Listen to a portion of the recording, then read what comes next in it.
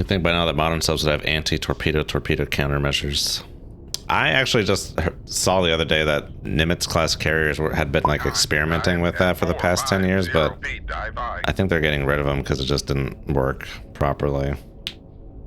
There's like issues with, I think if Pine Martin Emily were here, she'd be able to chime in better about it, but it's just not as straightforward as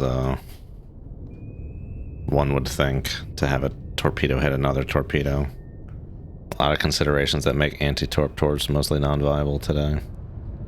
Solution uncertainty at range, especially in the vertical. Yeah, okay, the vertical.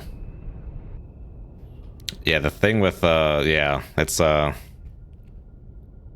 usually not, speaking of Tychosis' comment about, like, depth, it doesn't really matter when you're going against, like, a submarine.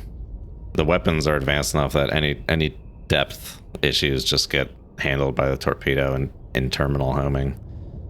And sound is always bending as it goes through the ocean. Up and down, that is. It's never just going in a straight line. Figure you could have quite the triangulability if you launch multiple weapons at once. Well, they're all going to see the same amount of bending, right? And if this is like, if the interceptor's here and the torpedo's here, like the sound ray still has to take this, like, in this example, the sound's still going to follow this upward arc no matter how many you launch or whatever.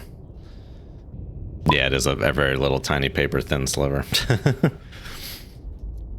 A weapon that has an area of effect. Yeah, the damage of a conventional warhead drops off very quickly with distance.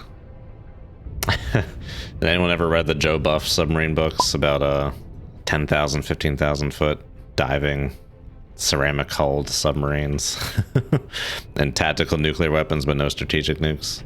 They would use like nuclear tipped torpedoes to intercept incoming nuclear tipped torpedoes.